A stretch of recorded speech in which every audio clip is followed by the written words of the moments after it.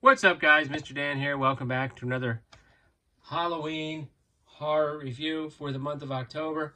I believe this is number 13, so we may even get a few extra reviews. Because of my trip, I wasn't sure if I was going to be able to pull it off, but I've been watching a bunch of movies ever since I got back.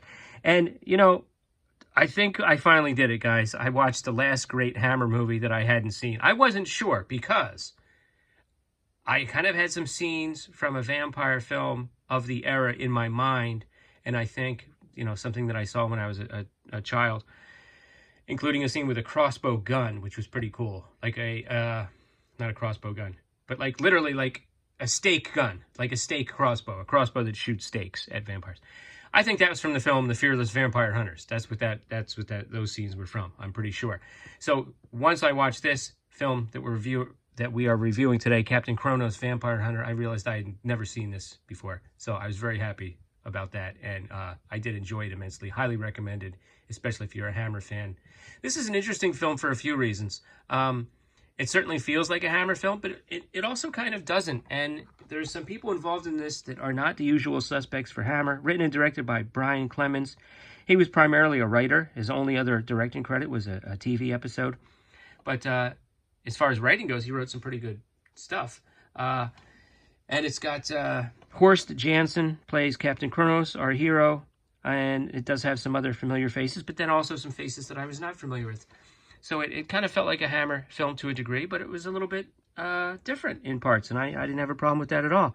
Now, as far as the familiar faces, we have the lovely Caroline Munro in this, just absolutely stunning, from so many genre films, Sinbad, and a lot of slasher films, Dracula AD 72, and it also features in a somewhat small role Shane Bryan, actually not really a small role, supporting role, who we know from such Hammer films as Frankenstein and the Monster from Hell and Straight On Till Morning. That's him on the cover. I reviewed both of those films.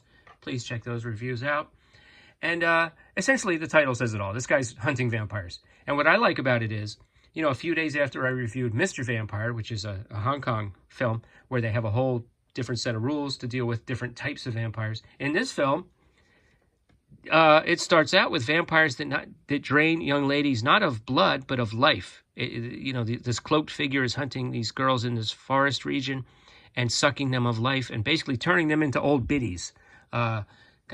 Almost in a way more characteristic of the vampires from the crazy film Life Force in some ways. So our hero arrives, and he is a swashbuckling, sword-wielding, kind of arrogant expert on vampirism. His assistant is really interesting because his assistant is a hunchbacked guy, but he's not a subservient type guy. He's actually highly intelligent and somewhat capable himself. And even though he has some physical limitations, he can sort of mix it up when the fighting happens too. So he's a really good assistant. And along the way, they pick up Caroline Munro. They rescue her from a pillory. After they're a little rude to her and make her find her own place to sleep on the cold ground, first night she sticks with them, and is Captain Kronos not going to get with Caroline Munro? Come on, of course he is. And they sort of team up with a doctor in town who's baffled by these women being turned into desiccated old biddies.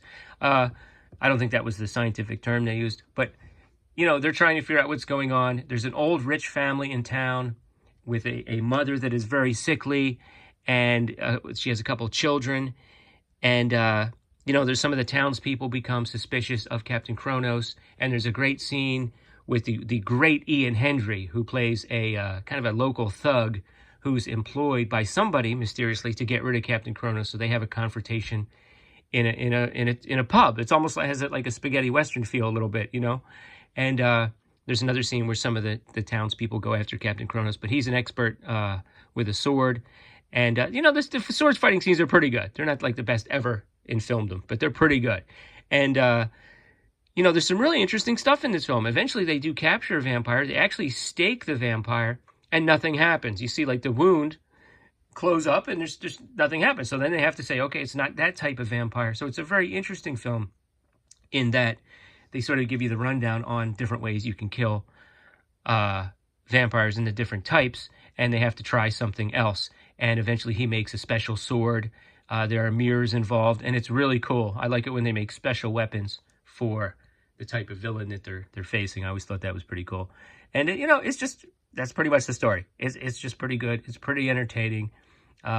Great atmosphere and feel to it. Sadly, this was supposed to really be like the start of a franchise, and man, I really wish they would have been able to do it. And I've always thought Hammer, if they just had more of a story arc to a lot of their franchises, especially the Dracula franchise, they really could have been onto something, and we could have gotten more than we got. We did get a lot. We got a lot of great ones, and I think this is really one of them, to be honest with you. But I would have loved to see the further adventures of Captain Kronos, and even have him, combined with some of the other characters from other Hammer films. I always thought that would have been cool. But it's a very entertaining film. Now check out, if you like my review, check out the review that Bronco Juggalo has given this film. Check out his channel. He's reviewed a number of Hammer films. And he basically, I know he definitely agreed with me that this really, it's a shame that this was not picked up as a franchise, but it did get poor box office and did coincide with the diminishing returns on some Hammer films of the time, which sadly. But a very entertaining film. Have you seen it? What are your thoughts? Check out Bronco Juggalo's review as well. And I will see you back here next time for another horror review. Later.